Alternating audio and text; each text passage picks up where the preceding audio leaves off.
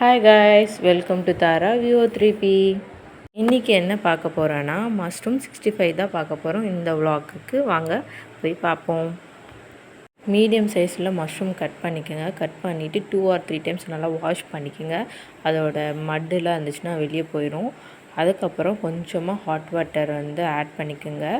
Light hot water இருந்தால் போதும். அப்போ தான் அதை நல்லா வரும். அப்போது பொரிக்கிற போது நல்லாயிருக்கும்.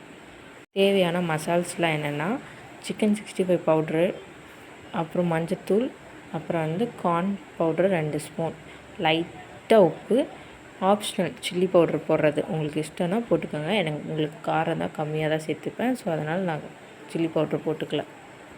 மஷ்ரூமை நல்லா ஸ்டீம் பண்ணி எடுத்தாச்சு 10 செகண்ட்ஸ். ஸோ அதை ஃபில்டர் பண்ணிடுங்க. தண்ணியே இல்லாத அளவுக்கு நல்லா ஃபில்டர் பண்ணிவிட்டு மசால்ஸ் பிளேட்டில் ஆட் பண்ணி நல்லா ஈவனாக நல்லா மிக்ஸ் பண்ணி விடுங்க. அப்போ தான் எல்லா இடத்துலையும் நல்லா ஒட்டும். ஒரு 10 நிமிஷம் ஃப்ரிட்ஜுக்குள்ளே வச்சு எடுத்துக்கோங்க. நல்லா ஃப்ரீஸ் ஆயிரும். ஸோ பொரிக்கிற போது செப்ரேட்டாக வரும்.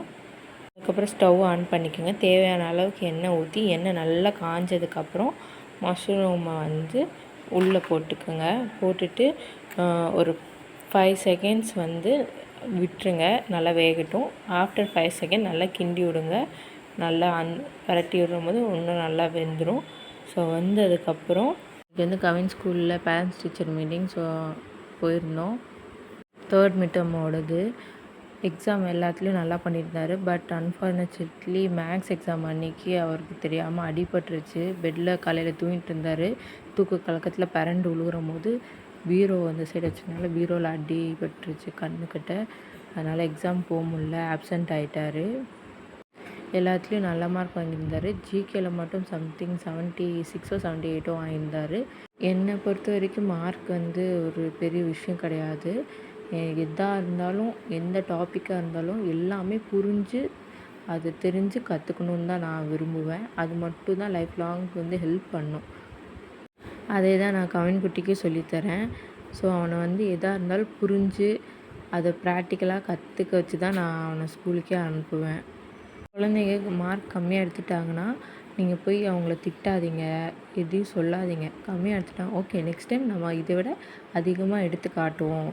அதை நீங்கள் அவங்களுக்கு ப்ராக்டிஸ் பண்ணுங்கள். எப்படி பண்ணால் அவங்களுக்கு மார்க் கிடைக்கும், எப்படி ஈஸியாக அவங்களுக்கு சொல்லித்தரது அப்படின்னு நீங்கள் பேரண்ட்ஸ் கைட் பண்ணுங்கள். அப்போ தான் சில்ட்ரன்ஸுக்கு நம்ம மேலே நல்ல குட் ஒப்பீனியன் வரும் அண்ட் ஃப்ரெண்ட்லியாக இருப்பாங்க.